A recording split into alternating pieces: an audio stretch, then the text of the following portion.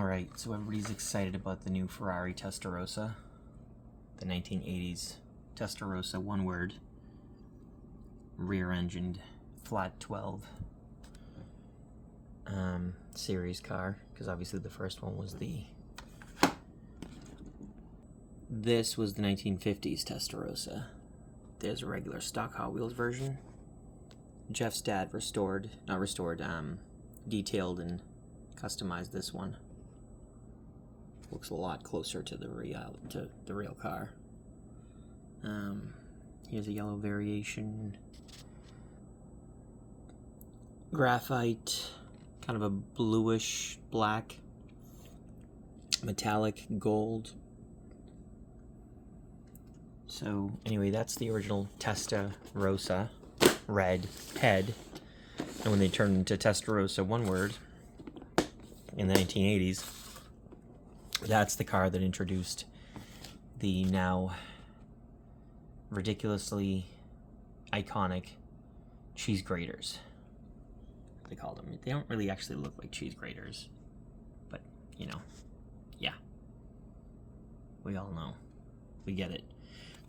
This is the Hot Wheels version from the 1990s. Probably would have been like 1990, I think this one came out. Let's look at the year. Maybe this is older than I'm thinking.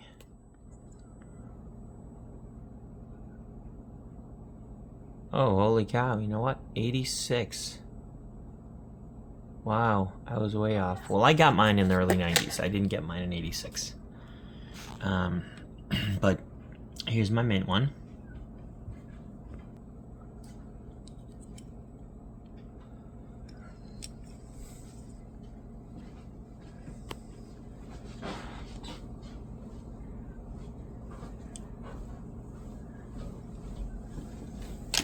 Not perfect, but pretty good condition.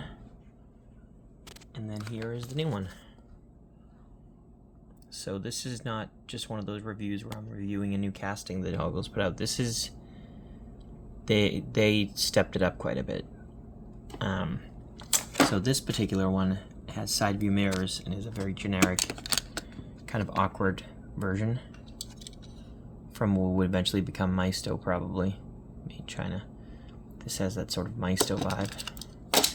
And this one should be heads and shoulders above all of the previous cheap, you know, low-end diecast, because obviously, you know, all of these are meant for kids. They're not collectibles in the same with like Tarmac or Pop Works or whatever. Pop Race, I should say, it would be. So let's crack this thing open. I mean, I can't give this a 10 out of 10. I just can't. It's awesome. It does have side view mirrors, but the ultimate would have been if they did the stem mirrors. That it was like the closest thing to the Pagani beautiful sort of leaf-shaped mirror, or eyeball-shaped mirror, that we got in the early 2000s. But it was before that. They are pretty cool. Look it up if you... You know, these were the basic mirrors. These were not the fancy ones. They kind of sort of look on the packaging like the ones I'm talking about. But in any case, it's a nice casting. Good amount of weight. Of course, it's metal on metal. All the premiums are. Still a tiny bit disappointing, though, to be honest with you. I mean, I don't know.